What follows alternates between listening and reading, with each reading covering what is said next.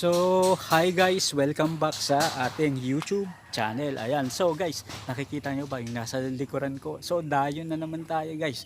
Dito, isa na namang hapon ang suportahan, kumustahan at syempre, talakayan ng mga best practice sa negosyo ng pagbababuyan. So, matututo na naman kayo guys, kayo talaga. So, kaya alam ko dito kayo laging nakatambay sa YouTube channel natin dito sa kabady mo ko. Shoutout kay Provinces Life sa kumpare natin na taga Nueva Vizcaya, Nueva Ecija ba yan? Nueva Vizcaya, ayan. So, katropa natin si Provinces Life. So, mga babuyan vlogs din yung kanyang mga video vlogs.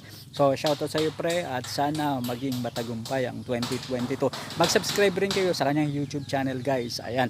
So, tara, samahan nyo ako at bumiyahe tayo. Silipin natin itong babuyan ng katropa pips natin dito pa rin sa Camarines Sur.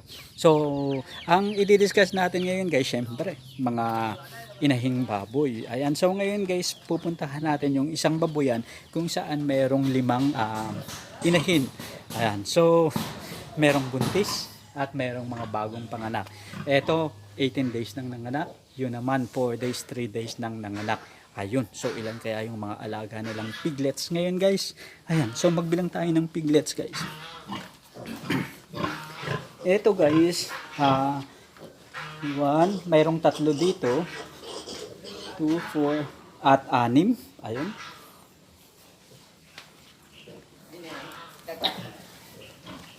So dito naman guys, 13. Ayun. So nagkukumpulan, 13. Ito guys, bagong panganak. Ayan. At meron naman dito guys na 2, 4, 6, 7. Ayan. So, ito guys, mga bagong panganak. So, ito, namamahinga yung mga baboy. Hindi natin masyadong istorbahin guys. Pero, ang mapapansin natin guys is napakaganda ng quality ng kanilang mga inahin. Talagang mahaba, malalapad yung katawan. At talaga namang pasok na pasok dun sa katangian ng magandang klase ng inahin. Kaya hindi tayo nasusurpresa guys kung bakit napakarami ng kanilang mga anak. Ito guys, ayan. So, ito naman guys, ito yung kapapanganak pa lang, kailangan dito guys is maturo ka ng iron kasi importante yun guys. First 3 days ng panganak ng ating mga baboy, kailangan yung mga biik ay maturo ka ng iron. Chectran premium with zinc.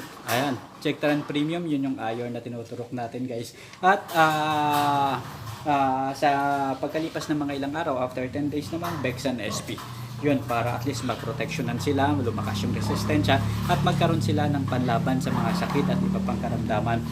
Napakahalaga guys na kapag ang ating mga alaga ay bagong panganak, kailangan makadede sila within 24 hours ng colostrum na galing sa mga inahing baboy. Importante yun dahil yun yung gatas na magbibigay ng extra protection sa kanila para hindi sila guys magkasakit. Ayan. Ito guys, kung mapapansin nyo naman guys, dito maraming anak sa kabila at dito rin marami, 13. Dito naman guys, mayroong 3 anak at 6 na anak. So paano ba nangyari yun guys? Ayun. So nangyari yun guys kasi nga, itong mga baboy na nasa likuran ko, ayan, dito tayo guys. Although magandang klase silang baboy guys, ito. Pero quality yung mga piglets talaga namang lubong-lubo guys at napakagaganda ng mga anak nila. Ang ginawa dito guys is 5 months pa lang pinabulugan na artificial insemination. So ang tamang pagkapay ay guys is dapat ang gulang ng inahing baboy o dumalagang baboy is at least lumampas na siya sa 8 months old. Pero ito guys, 5 months pa lang, kasi 4 months pa lang naglandi na yung baboy. Sa ika 5 months niya, pinabulugan na, pina-AI na. Ayun. So, upo tayo dito guys. Hindi naman tayo maarte. Ayan.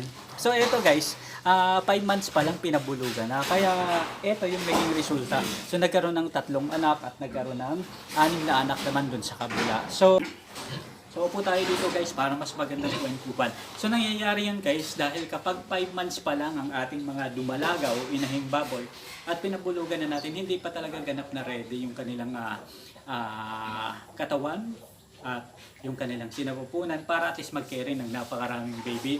Pero sa ganda nitong quality ng dumalaga na to, hoping tayo ng mga susunod na mga anak nito talaga namang napakarami. Pero ang nakikita natin dito guys is talagang super quality. Talagang kapag nakita nyo itong mga biik, 18 days pa, considering 18 days pa lang to. Kung gaano sila guys ka-healthy, kung gaano sila kalaki, talaga namang matutuwa kayo. Tingnan nyo guys kung gaano kabilog yung kanilang mga katawan. Ayan. So, ayan guys, talagang makikita nyo na bilog yung kanilang mga katawan at napakaganda. Quality talaga ito guys. So, yun. At ang isa pang is talagang makikita natin magaganda yung mga inahin guys. So, nagkataon lang talaga na mas maaga yung pagpapayay sa kanila at hindi pa talaga yun yung tamang age para ipayay sila. Pero nakikita natin guys in the future talaga namang mamayang sa pag-anak etong mga baboy na to. Guys, ayan yung sinasabi ko sa inyo ng mga biik. Talaga namang malalaki guys. Considering na 18 days old pa lang tong mga to. Ayan, so talaga namang healthy, malulusog. Ayan.